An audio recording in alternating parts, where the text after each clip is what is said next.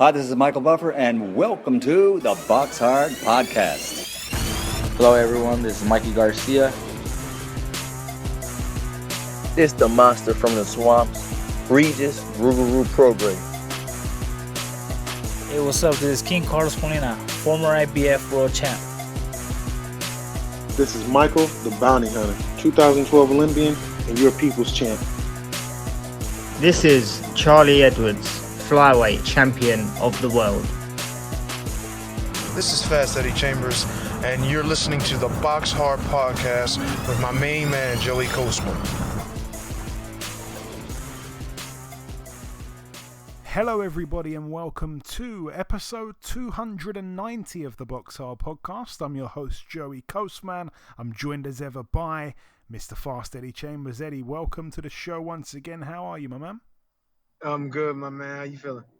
Always good when speaking with you, Eddie, and I truly mean that. This show is going to be, I guess, slightly lengthy. We're going to be, talking about the review part of the show. Quite a lot to review, both from Friday and Saturday evening, both from the UK and the US. Then, of course, we will have our sole guest. Then, in part two, we will, of course, begin with the news part of the show. At this stage, I don't think there's too much news, if anything, at the minute. So, yeah, I don't think there's anything just yet. That could change.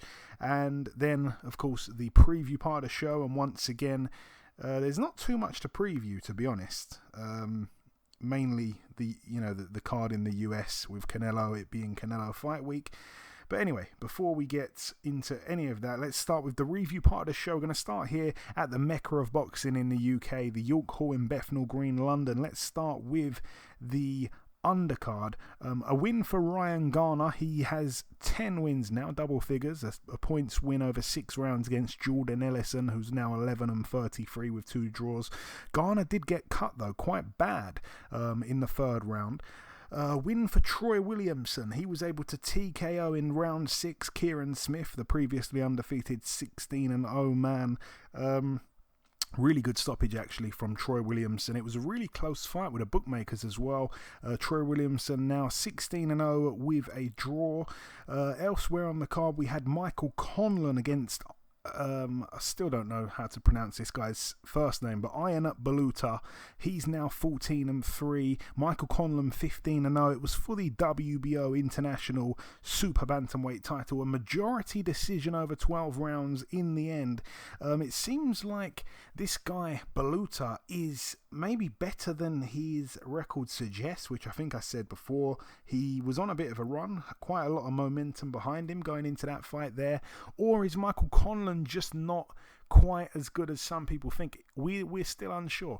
I remember him being kind of matched like nose and nose when he turned pro with Shakur Stevenson, but you've got to think, what would Shakur Stevenson do to a guy like Baluta? It doesn't end in a majority decision. You can bet your life on that one. But yeah, Michael Conlan, a win for him in the end, I guess. I thought it would be easier than what it was, but it wasn't that easy, to be honest with you. Yeah, and the main event, Maruti Umfalane, I think I've said that right, actually, for the first time ever. He lost his IBF World Flyweight title. He was in search of win number 40, but it wasn't to be. He's now 39-3. A unanimous decision, very wide in the end, for Croydon's very own Sonny Edwards. This guy literally was born, I think, maybe even in the same hospital as me. We're that close in terms of our location. He's now 16-0. Friend of the show, Sonny Edwards, very, very, very pleased for him. I'm just going to run through those 12 rounds. First round, brilliant start to the fight from Sonny Edwards. Totally bossed the round. He was unbelievable with his movement. Talani just didn't land a glove. Round 2, once again, more excellent work from Sonny Edwards. He wasn't just running and boxing off the back foot. He was standing and trading at times and getting the better of it. Hooks from both hands. He was switching stances. He was jabbing to the body. He found his opponent with uppercuts. Everything, it was a puzzle for Talani.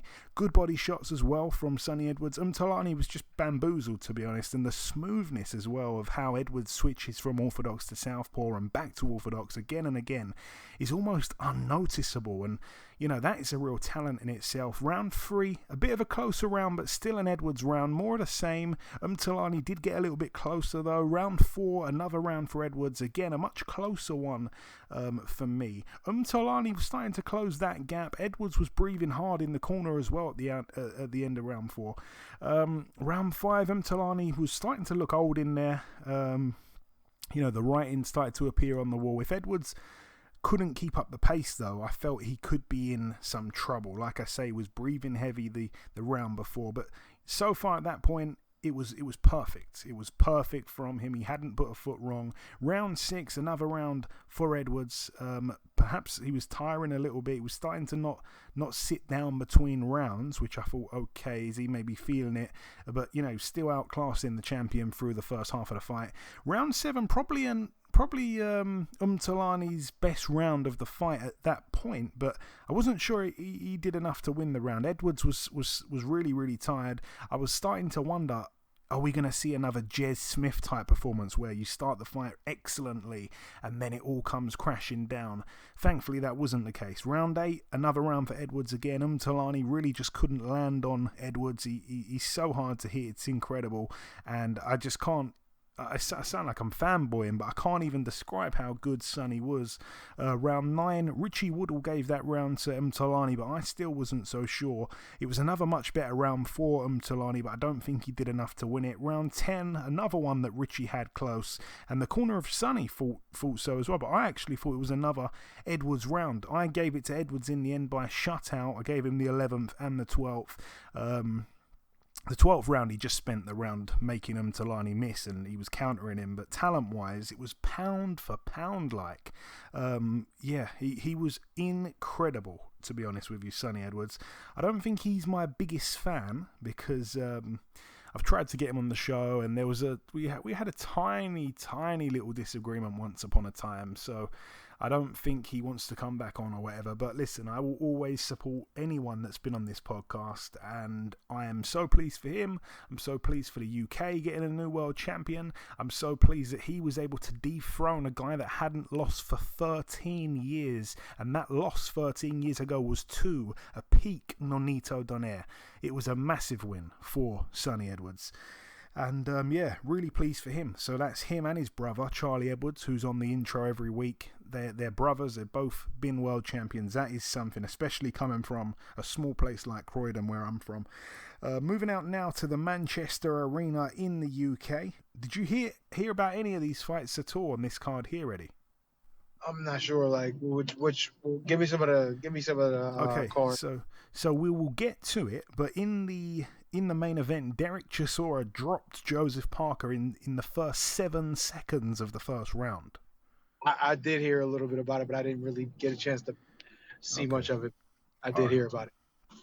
Okay, well, let's start there then, I guess, with the the main event there. The first round, like I say, Chisora put Parker down in 7 seconds of the first round. I don't think Parker was overly hurt. He didn't seem that hurt to me. It looked like it was a shot a little bit behind the head as well. And, Parker finished the round well, but obviously a 10-8 round. Round 2, Chisora was starting to gas, already. But he was still pressing the action. Parker was being made to answer some questions. More of the same in the third round, really. Parker was probably getting the better of it, I felt, but he was struggling to get space. And from that point onwards, I decided to stop really kind of, breaking it down round by round. So in the end, I felt Parker probably did enough to get it, and in the end he did. It was a split decision after 12 rounds.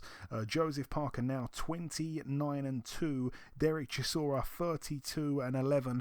I said it on last week's show. I didn't think anyone was going to get stopped in that one there, and I thought Joseph Parker would win on points, and actually that was what happened. So I got that one right there. But yeah, unfortunately, I didn't have too much more insight on the fight. But Dereck Chisora, his style that he comes forward, he gasses out, but he still carries on going for the rest of the fight. It is a problem for guys that can't deal with that pressure. You've got to be in really tip-top condition, which I think Joseph Parker was. He still looked pretty fresh late on. But Dereck Chisora gives a lot of heavyweight fighters problems, and that is just the way it's going to be. And I would like to see him in there with someone like a Joshua, even though the fight I don't think is ever going to happen. But you know, he gives a lot of guys problems, I'm telling you that. Elsewhere on the card, James Tennyson, 28-4 now against Giovanni Straffon, 23-4 with a draw. It was for the vacant IBO World Lightweight title. The Mexican came out of absolutely nowhere. No one wanted to see the fight because it was going to be so bad. And it was another time where the Mexican was able to completely tear up the script and you know, defeat a Brit. And he knocked out Tennyson in one round. No one saw that coming. For Tennyson, it could be the end of the road. You know, he can't seem to take it when it's being put on him. He can really dish out a beating. You know, he's a big puncher. He can dish it out, but he just can't really take it. I don't think he ever deserved a world title shot, but when he got one, he got stopped by Tevin Farmer, who really doesn't knock anyone out. And, you know, this is a comeback trail which he's on, and it's come to a halt badly. I think that honestly could be the end of the road for him. Elsewhere on the card, Dimitri Bivol, now 18-0, a unanimous decision over 12 rounds against Craig Richards, now 16-2 with a draw. Friend of the show, Craig Richards. Friend of the show, Dimitri Bivol. But I was gutted for Richards in a way, because this was a big chance for him. It was for the WBA Super World Light Heavyweight title. In the end, though, a very close fight on the cards. Two judges had it to Bivol by just 1 point.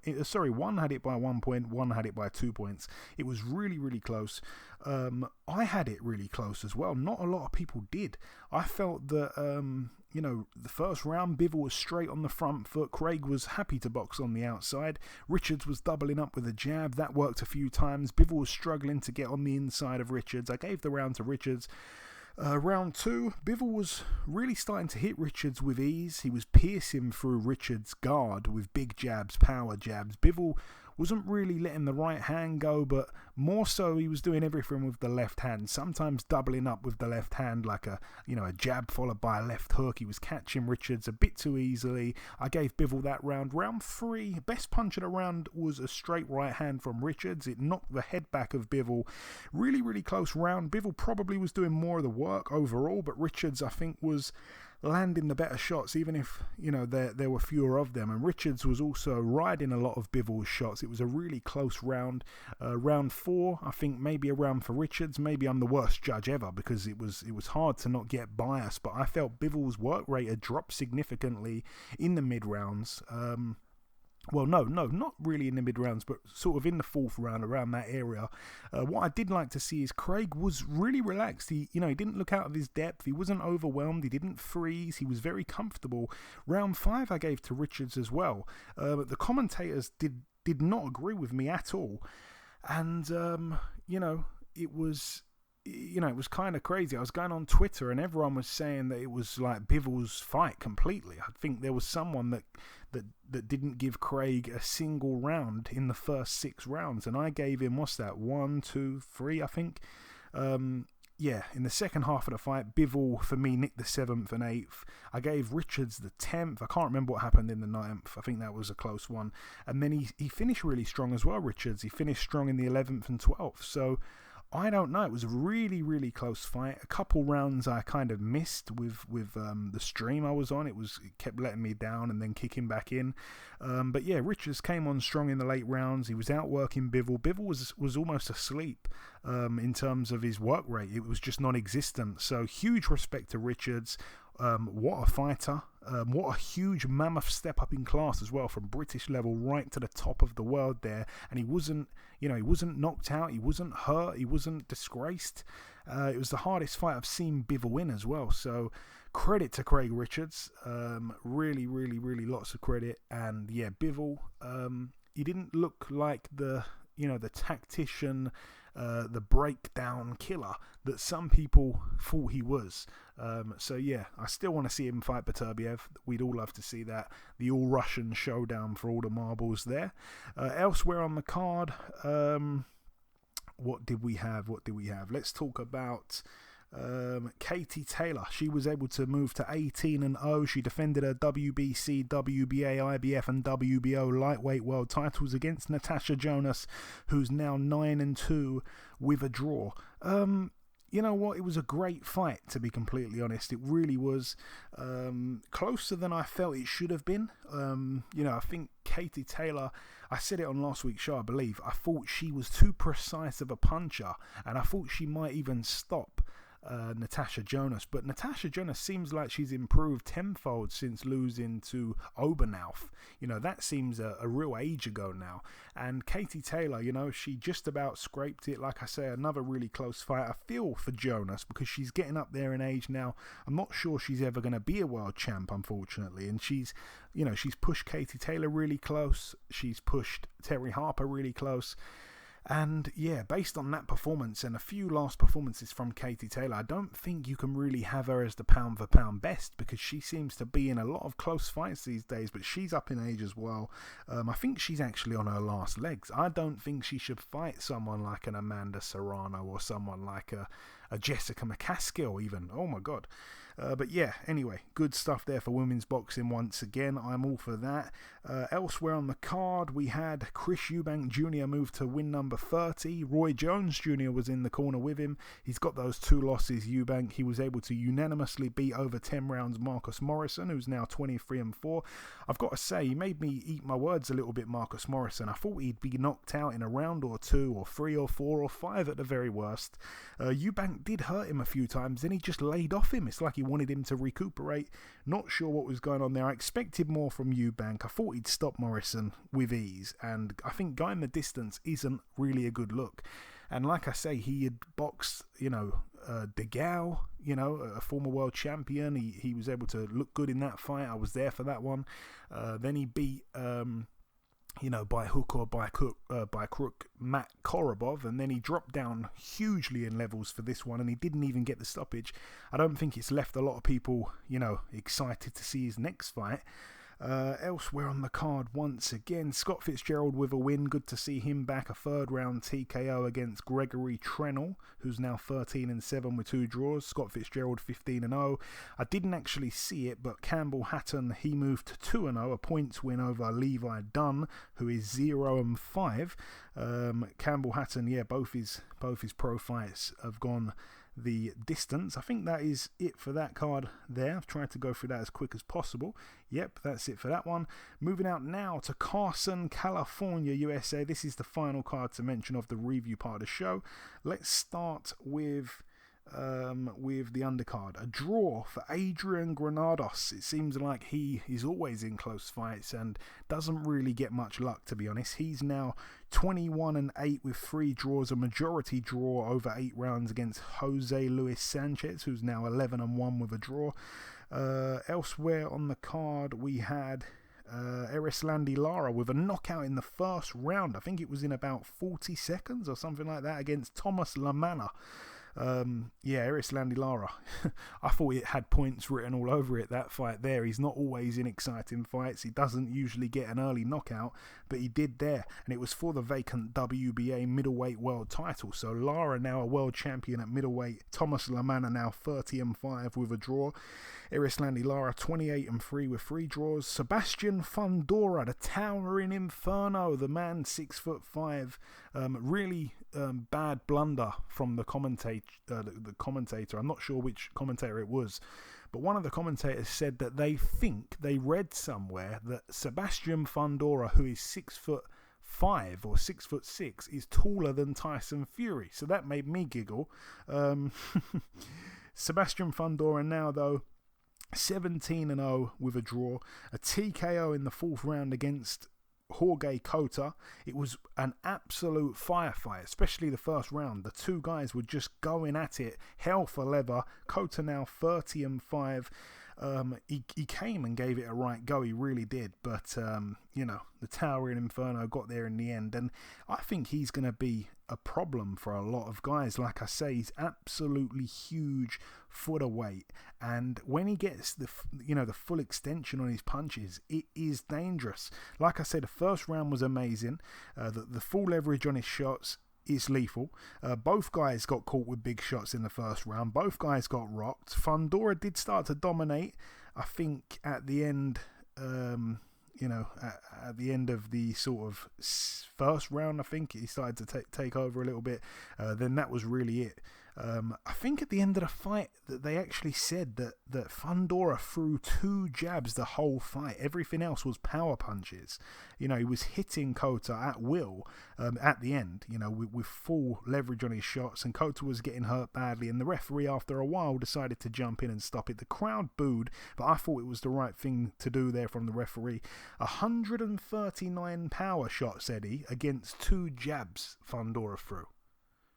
Yeah, well, he had knockout on his mind, and he went for it. And that's, and obviously, my style of boxing and what I like to do. But, I mean, if you have the opportunity to do it and you want to take the guy out, by all means, you don't get paid for overtime. No, you certainly don't, and it was a brilliant win from him once again. One of my favourite prospects of 2020. Elsewhere on the card, Omar Figueroa Jr., former lightweight world champion, now 28-2 with a draw. He actually was pulled out by his corner at the end of round 6 against Abel Ramos, 27-4 with 2 draws. I didn't see that coming at all. Gutted for Omar Figueroa, friend of the show. Really confusing style as well. He was coming off a lot of inactivity, but he was deciding to use so much upper body movement initially. It looked tricky and it looked unorthodox, but it seemed to be quite an easy puzzle for Ramos to solve, and he started timing his shots to perfection. Ramos had a big round in the 4th round. Figueroa had a nightmare start to the fight. Like I say, he was using a lot of energy, but not doing a whole lot offensively. Figueroa took a real beating. I didn't give him a round in the fight, and like I say, his corner stopped it. I was pleased for Ramos because it's a big win. It's the biggest win of his career. I'm devastated for Figueroa, and I actually think that could be the end. Figueroa doesn't really live the life. We're going to be speaking to his brother, by the way, Brandon Figueroa, later on in the show. But yeah, Omar Figueroa doesn't really live the life. It's come back to bite him, I think. And if he retired tomorrow, I'm not sure he's got enough money to not need to work again, which is sad. He was really once a top fighter with talent, with promise, and I'm not sure what's left in the tank now. I can't see him becoming a world champion, especially up at welterweight. His best days were at lightweight, and that was 7 years ago. Where has the time gone? But yeah, gutted for him. Anyway, moving on to the main event. Let's go to that now. Andy Ruiz, now 34-2. He was able to beat over 12 rounds unanimously Chris Areola, who's now 38-7 with a draw. However, it wasn't all smiles and rainbows. He was down in the 2nd round, Andy Ruiz. Firstly, Areola weighed in, Eddie, at his career lowest, which I thought was quite impressive from a guy who's 40 years of age now. Yeah, that's crazy. I didn't know that. Wow. Yeah. The lowest it shows that he really, really had a go of it. He really wanted to really get out there and see what he could do. You know what I mean? And I give him all the credit. Anybody who gets in there at this stage in their career when most people are talking about retirement, not saying that he's not, but to go in there and put that kind of effort, to get into shape, to really, really get into shape and go out there and put on, from what I understand, I didn't get a chance to watch much of it, or any of it actually. He actually gave a good account of himself. So, all the respect to Chris Areola. I honestly didn't think he had a shot in the dark, but, I was wrong in a sense to say that he didn't have a puncher shot because he obviously dropped him. But credit to him, man. He really worked. He got himself in shape, and he really tried to win. And that's great. Yeah, absolutely. Especially, the fact that he was coming off almost 2 years out the ring since losing to Adam Kalnacki back in August of 2019. And I know what Chris Areola has been like in the past. He's not a guy that would normally train when he didn't have a fight lined up. He would just kind of eat rubbish and not train and do whatever, abuse it really. yeah, he came in, like I said, 228.5 pounds, which is the lowest of his entire career, which obviously spans back to 2003, which is amazing.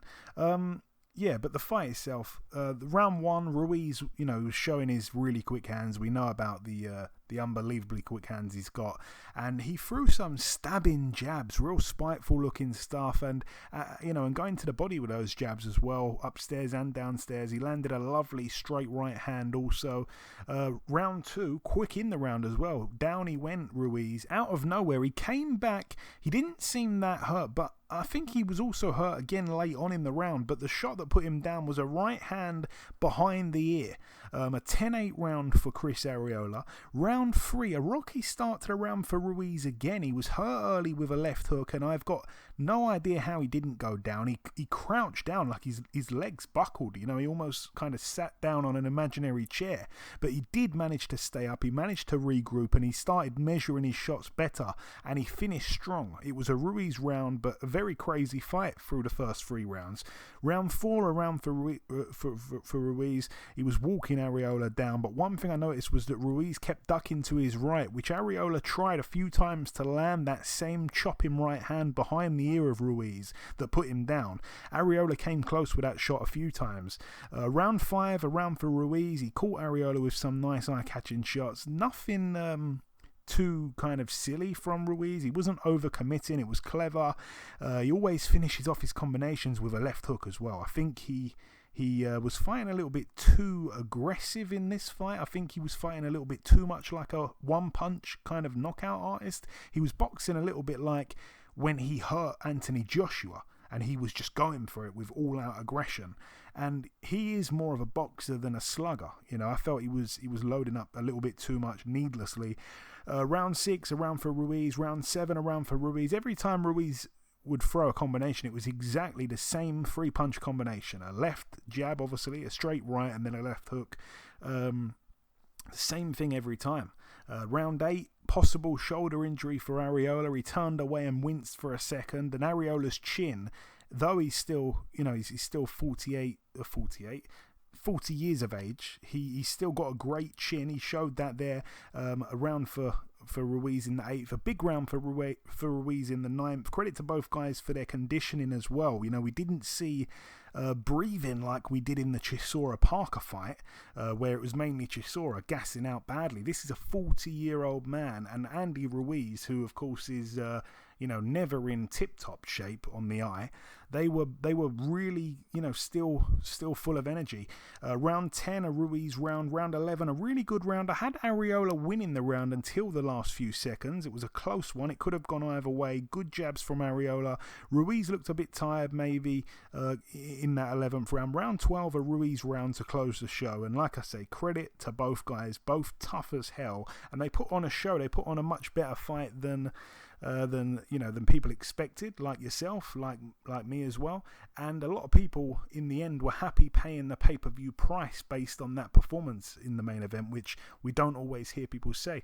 But yeah, that's it for the reviewing. I've gone through that as quick as possible. Was there anything you wanted to add to any of those fights, Eddie? I didn't really come to you much, obviously, during the review part. No, I was just wanted to say about Areola, him actually putting forth the effort. I mean, I know we used to hear him always talk about Big Bear and how he didn't want to go to Big Bear, and you could just tell he just didn't have the right attitude, toward his training, and really didn't, I don't think, respected the game enough, and got the shot with Vitaly Klitschko. And not to say that he wasn't prepared or he didn't try to train or he didn't get himself in shape as much as he could at the time, but he didn't respect the game as much as he did, as he does now. As an older man, you need everything. You're going to need your best effort in every way to be as good as you could possibly be on the night, because, you're not quite as young as you used to be. So it's going to take a little more effort. And I'm just happy to see that somebody like that actually showed that, hey, just because I'm aging, it doesn't mean that I'm gone. And he gave a good account of himself. He put hands on Andy Ruiz, which I didn't think he was going to do. And even just getting down to that weight and just coming to fight, it was a victory for him. So, I mean, his stock obviously must have went up some, at least, even in this situation in a loss. And it's just good to see, man. It's good heavyweight boxing like that. Two guys getting it in. And, I didn't really think that it was worthy of a pay-per-view, but I guess maybe, you got your money's worth out of that fight. Two Mexican guys who we all know how tough Mexican guys are and how they like to fight. So, maybe next time we respect it a little more, Absolutely. And that wraps up the review part of the show. The final thing to do just before we wrap up part one is to welcome our sole guest. Ladies and gentlemen, please welcome the reigning WBA Super-Bantamweight World Champion. He's back on the show. It is, of course, Mr. Brandon Figueroa. Brandon, welcome back on, man. Thank you for having me once again, and I appreciate the opportunity. Hey, it's always great speaking with you, my friend. You're welcome whenever you want. So, Brandon, we last spoke back in August. It was just before that fight, your last fight, obviously, against Damian Vasquez. That was another excellent win for yourself. You became the first man to stop him. Just give me a couple words on that successful night back there in the later part of last year. Yeah, I knew he wasn't going to take the volume of punches, the power, just the body shots, just everything that I bring into a fight. I knew he was a tough fighter. He was a Mexican. He was going to come with everything. But at the end of the day, I knew that I was going to outwork him and outpunch him. So that's exactly what we did. Our game plan worked. And as you saw, the results came through, and he just couldn't handle the punishment. And that's the thing, Brandon, because you bring a whole lot, and obviously your alias, your nickname is the Heartbreaker. Is that from your youngish boy kind of looks with the ladies, or is it that you break guys' hearts in the ring? I've never known the answer to that question. I guess it's just the fact that when I was fighting Mexico, it was it just came from origin, from a little row of girls that I would go fight in Mexico in the arena. And every time I would step into the arena, there was like girls waiting for me. Oh, the Heartbreaker's here, the Heartbreaker's here. So I guess it's because of my boyish looks, my baby face, and my blue eyes that I guess that's where the nickname came from. And, we stuck to it ever since. And nowadays you get in the ring and break a lot of guys' hearts with, your punch volume and stuff like that. Before we get on to your upcoming fight, which is, of course, the main reason you're on, we must talk about the disappointing fact that your brother Omar was unsuccessful on the weekend against Abel Ramos. I must say, I did not see that coming. I know you were sat ringside. What did you make of his performance, and how is he, if you've had time to speak with him afterwards? Yeah, he's great. I mean, it's a part of boxing. That's where you always got to go into fights 100%. I'm not with him 100% most of the time of the training camp. I was partially with him. I would just see him at the gym. But at the end of the day, with boxing, you can't really play with boxing. So it was disappointing. He's my older brother and I love him. But at the end of the day, if you don't do things right in camp, then things are not going to go right in the fight. But nonetheless, with his decision and I guess with the result of the fight, it pumped me up even more. I have more to prove now. And of course, he's my older brother and I love him. But at the end of the day, we both got into this sport, and we both know what it takes to keep ourselves in this sport. And not only that, but to keep ourselves in a high level. Fighting these great fighters. So you always got to be in tip-top shape. And if you're not, well, the things are not going to go your way. And getting on to your fight, May the 15th in Carson, California, you'll be fighting the reigning and undefeated WBC Super-Bantamweight World Champion Luis Nery. Now, tell me, Brandon, what do you make of Nery as a fighter, as a champion? I feel like he's a great fighter as well. He has that Mexican blood. We're going against another Mexican fighter, another lefty. But, all the hard work is in the gym. He definitely does have pretty good talent, but I feel like he's coming into my division, into the 122-pound division. I feel like he had a good track record in the 118, and I feel like in the 122 it's a whole different story. I mean, we're not underestimating him at all. We know what he comes with. He's strong, he's fast, he's crafty, and he moves pretty well. So we're taking all that into consideration, May 15th. And that's why, I stay in the gym, I work hard, and we've been working on tactics for May 15th. And Luis Nery, like you say, he's a lefty. You're coming off that win last time over Damian Vasquez. He was also a southpaw. Does that make it easier to fight against a southpaw like Nery because of that fight with Vasquez, or do people read too much into statistics like that?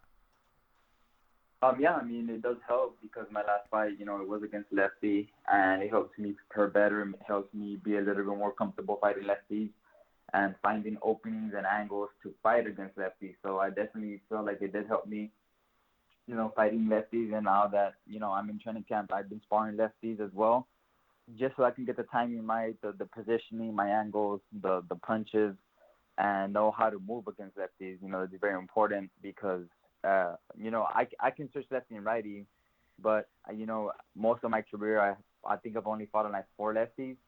So, I hadn't really had the chance or the opportunity to fight against lefties. So now that I'm sparring against lefties and I'm fighting lefties more frequently, my body, my timing, my rhythm is getting more used to, the lefty fighting style.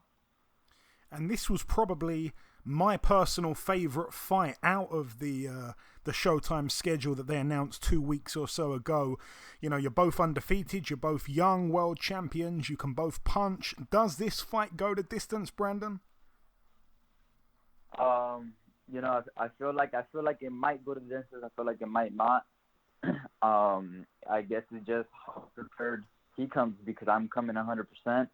And if he can take my punches, and I guess the work rate that I come with, because I'm gonna go in to throw a lot of punches. I'm gonna work him.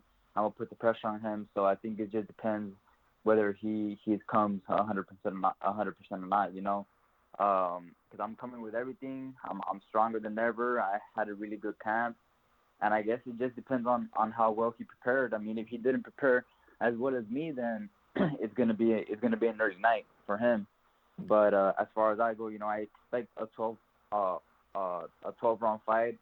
Throwing a lot of punches, him coming forward, me coming forward.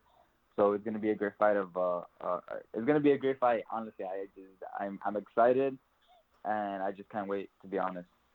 Neither can I. I cannot wait to watch it. And I also feel, Brandon, that you're a very focused guy. You live the life. I don't think you've ever overlooked anyone since turning pro. Are you expecting this to be the toughest fight of your career so far? Yes, sir. Just with the on paper, on just what he comes with. I mean, he's not a world champion just because I'm pretty sure he worked hard enough to get there. He beat great opponents. So I mean, now it's time, just to put it all together and, just see who's the best, make the teams, That's what the beauty of boxing is, 2 great champions, and at the end of the night, only one's going to come out the winner. So I'm for sure going to, I'm still working hard, and I can't wait. And I feel like my hard work will really show on this team. And the other champions in the division, you've got Murodjon Akhmadaliev, you've got the newly crowned champion Stephen Fulton. I just want to get your opinion, Brandon, on those guys, if you've seen much of them at all. Yeah, they're great fighters, great champions, and it's my fight is already set up. Hopefully everything goes my way, then I will see Stephen Fulton in September. But as of right now, we're focused on Nery. As far as the other champions, I know it'll be a great, amazing fight with all of them. But I'm focused right now. I'm so excited for this upcoming fight. I seen Nery fought, and I told my dad that it would be an amazing fight against him. And now we're here, days away from facing him. So, it's just an honor. It's just a blessing and a great opportunity. And what better way than to share a ring with a world champion? And not only that, but, hopefully I take the belt home. And then after that, we'll work on, trying to take the belts away from the other champions. I know they're training hard, and I can't wait for that. I can't wait to mix it up in there with the best of the best and prove, that who's the best of the division, And I want to ask you, the last question I've got for you now, and it's on that basically. It's a unique situation because you already know who you'll be fighting next if you win. A unification against the aforementioned Stephen Fulton. You're not supposed to, of course, overlook anyone, but because you know that if you do win, he is next. I'm guessing it might be a bit hard to not visualize that fight happening. My question, though, does it give you motivation knowing that if you win, your next fight is a unification, or does it do the opposite and maybe become a bit of a distraction from what's directly in front of you? Oh, no, of course not. Our game plan right now is to focus on the fight. I feel like if it comes to it, it'll come to it. But as of right now, our biggest task and our opponent right now in front of us is Nery. And once after everything's over and done with, if I get the win, then we'll start, preparations for Stephen Fulton. But as of right now, we're working really hard. We're trying to, even increase my work rate a little bit higher and my punch output, my power, and my pressure, just so that we can go just so we can go into May 15th at 110%. I mean, I already feel at 100% right now. It's just a matter of finishing this training camp strong this weekend, and after that, just focus on weight, and just wait for May 15th, and I honestly can't wait. I'm super excited. This is what we wanted, and after everything's over and done with, if I get the decision, then Stephen Fulton is next. But no, I don't see it as a distraction. If anything, it's a motivation to know that I'm already gonna have amazing, great fights lined up for me. And, that's what we dreamed of. This is what basically what I started to do boxing for, is to be in these big fights against big names and prove to be the best. That's a brilliant mindset to have, my friend. Excellent. And just finally, Brandon, if you've got any closing words, I've been telling you, obviously, for a long time, there's a lot of guys over here in the UK that are supporting you, that have supported Omar, and more. I think that the fan base is growing all the time. What's your message to those guys that support you so much from over here in the UK?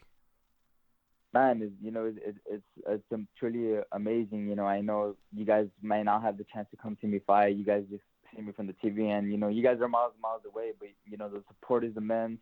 I do appreciate it, and hopefully y'all tune in May 15th. It's gonna be a great night of boxing, and I just come forward. I just want to give exciting fights. I want to fight these amazing champions, and just prove to be the best. And I feel like if you're not in boxing to conquer and dominate the division or the sport of boxing, then I don't know what you're in boxing for. So I just want to give a big shout out to my UK fans, to you for this opportunity, for this interview. And I'm ready to go. I can't wait for May 15th. So thank you guys for the support. Much love. Appreciate it. Okay, listen, Brandon, it's always great speaking with you, my friend. Best of luck for the 15th. I'll definitely be tuning in. I've got nothing else I wanna watch more than that. And I'm sure we'll catch up soon after you get that win, my friend. I appreciate it. Thank you. Okay, now it's time for part 2 on this week's show. This part, of course, the news part of the show. However, there is no news, so that is that's unusual. If anything develops from now to the end of the show, I will mention it at the very end. So, with none of that going on, let's move on to the preview part of the show. We're going to start here tomorrow night at the KRK in Russia. Over here, not much on the undercard, but the main event, we've got Magomed Kurbanov, who's 21-0.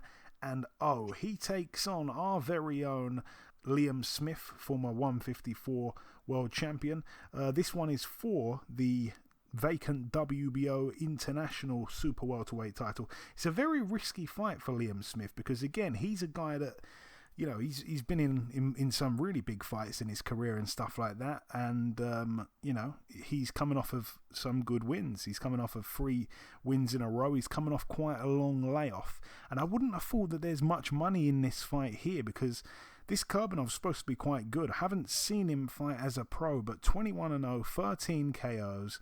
A win last time out against Dmitry Mikalenko, which was back in November. So he's been a lot more, active sooner than Liam Smith. Liam Smith's last fight was against Roberto Garcia in December of 2019. Since then, this guy's had 3 fights. But yeah, I'm trying to look into his background. I'm guessing he was probably quite a decent amateur. But yeah, anyway, I'm not going to get into that now. He's known as the Black Lion. He's 25 years of age. All the best to Liam Smith. You know, it's a tough fight. Like I say, I've heard good things about this guy here, Kurbanov, but Liam Smith's tough. Liam Smith can punch. He's experienced, much more experienced of the two. And I hope he can pull it off, man, because he still is probably one of the best fighters that we have pound for pound in the UK. Some people might not agree with that, but I think he's one of our best. He's mixed it at the top level. He's boxed Canelo. He's boxed Jaime Munguia. I don't know. He's a good fighter. But anyway, speaking of Canelo, it is Canelo Fight Week, and now we go on to that card there. It takes place at the AT&T Stadium in Arlington, Texas, USA. Let's start with the undercard. We've got heavyweight Frank Sanchez, 17-0 in a 10-rounder against Nagy Aguilera, who's 21-10. We've got Kieran Conway. Kieran Conway, obviously a British fighter. He's got that one loss. He's 16-1 with a draw. He's got that one loss to Ted Cheeseman, which, by the way, was a really, really close fight. I've got a feeling that I might have even been... Oh, no, sorry, it was a draw to Ted Cheeseman. His loss came to... Who did he lose to? Dereck Asazi. Yeah, his draw with Ted Cheeseman. I've got a feeling I might have even been at that fight. Yeah, I was at that fight, yeah. So, but, a lot of people thought he should have won that fight, by the way. Since then, he's kind of tread water, really. Hasn't done too much, but he's in there with Solomon Sissoko. 12-0, 8 KOs.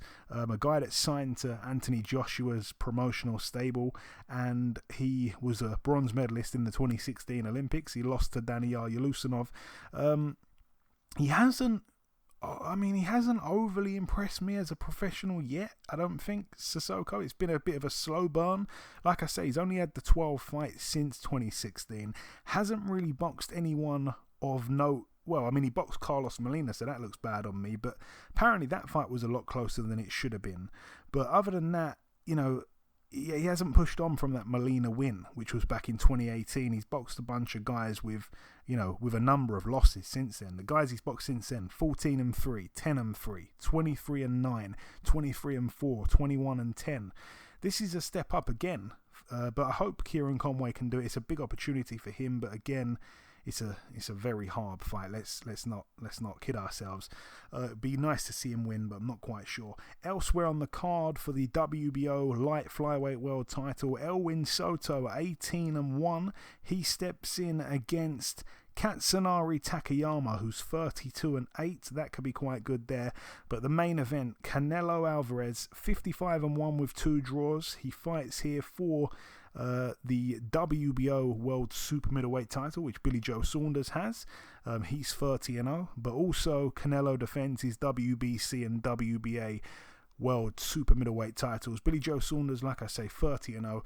I'm going to come to you first here, Eddie. This is a fight that I think in the UK, a lot of people give Billy Joe a chance. In the US, I don't think anyone gives Billy Joe a chance, really. But you're one of the few people that I know in the US that I think know and appreciate how good Billy Joe is, actually. Yeah, I was going to say that, too. It's funny because, not a lot of people really pay attention much to Billy Joe that are from here. But I think in this fight, they're going to get an opportunity to see, some class. This is not often, not constant. You get a chance to see two guys that is kind of, with these kinds of abilities fight. And Billy Joe doesn't necessarily look like he would have that kind of sauce that we like to call it. You know what I mean? Where he can box, he can defend. You know what I mean? He got great footwork.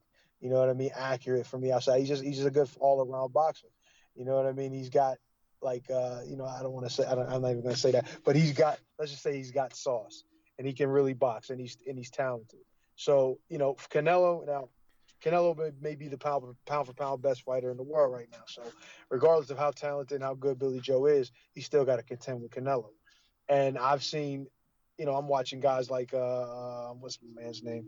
I always struggle to remember. I don't know why, but I see a lot of guys just really struggling to land on Canelo, especially recently.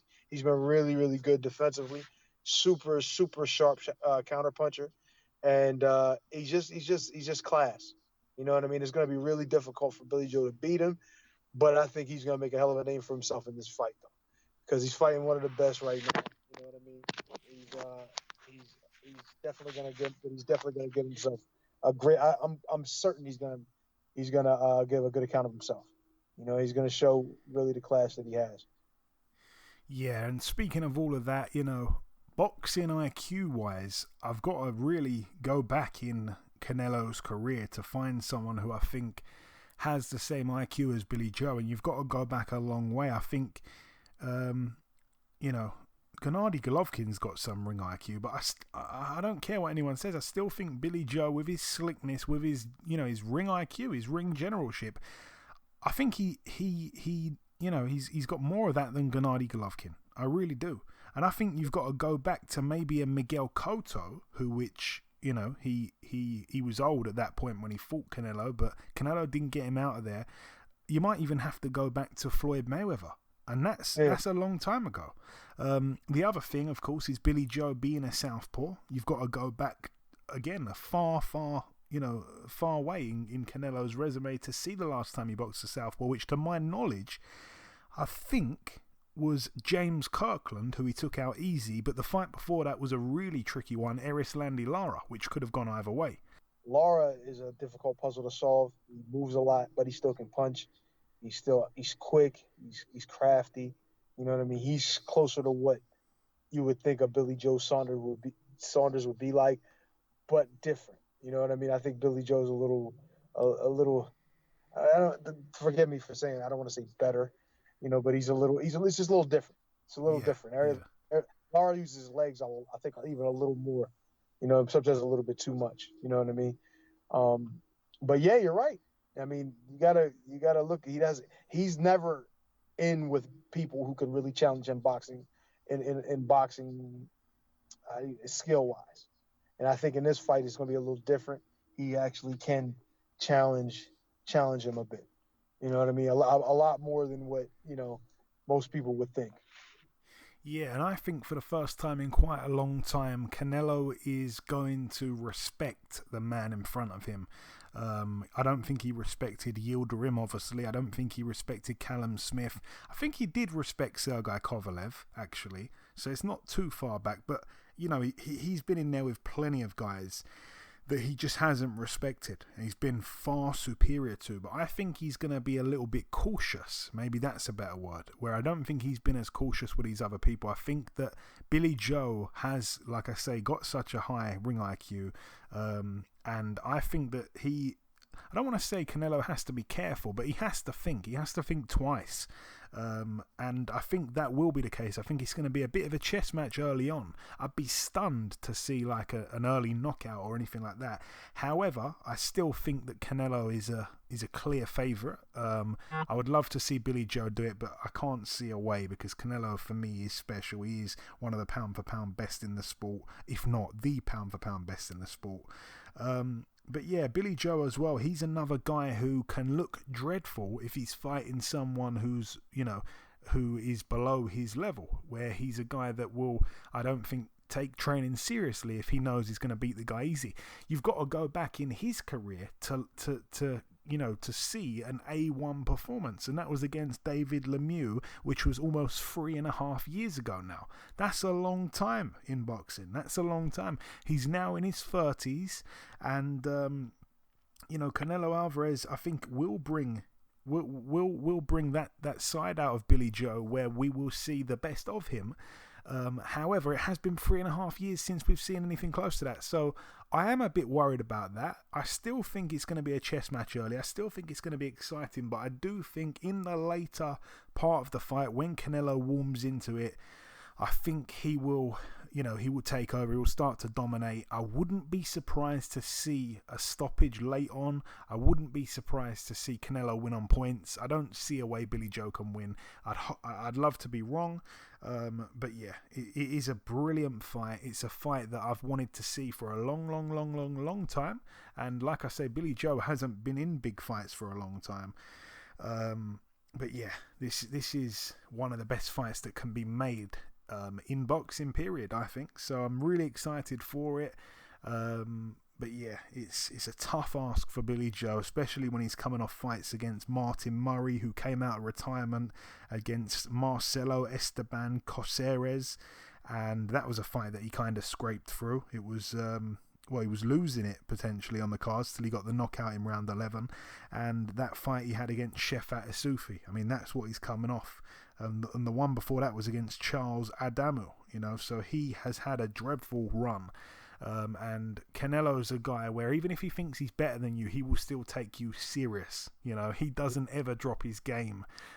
Even though Billy Joe has done, I still think he's going to raise it. I'm just not sure it's going to be enough. It doesn't matter how much he raises it. But again, I hope I'm wrong. I'd love to see him do it. It would be probably one of the best wins of all time for a British fighter on the road. Yep, I agree with it all. Okay, well, there you go. Okay, well, that's it for the preview part of the show.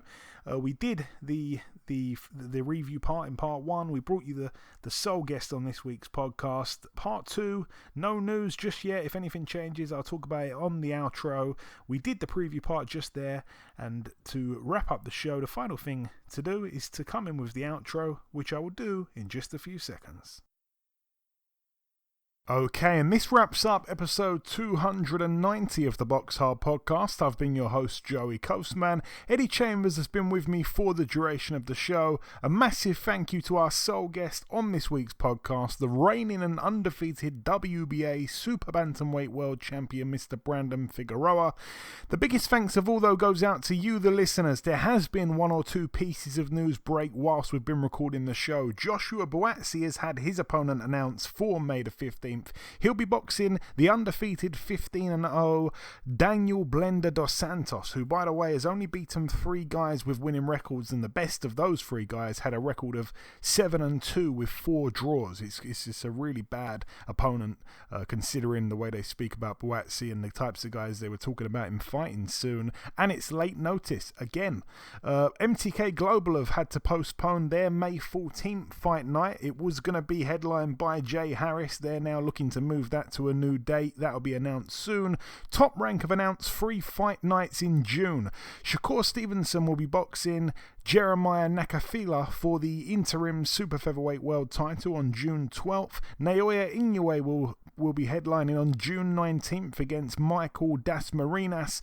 This will be a defense of Inoue's IBF and WBA world titles. And finally, Lomachenko makes his hotly anticipated ring return against Japan's Masayoshi Nakatani. Nakatani is one of the few guys to have taken Teofimo Lopez the distance, so that should be a great fight there. And the final piece of news, that fight, by the way, is on June 26th. And the final piece of news is some very sad last-minute news. Terry Harper has been forced to withdraw from her unification fight, which was set for May 15th against Hyun Machoy, due to damaging her hand in her final spar to wrap up camp. So it's extremely unlucky for her. She will undergo an operation next week. I'm wishing Terry Harper a speedy recovery. But that's about everything from myself. Enjoy your weekends, people. Stay safe, and we shall see you all again next week.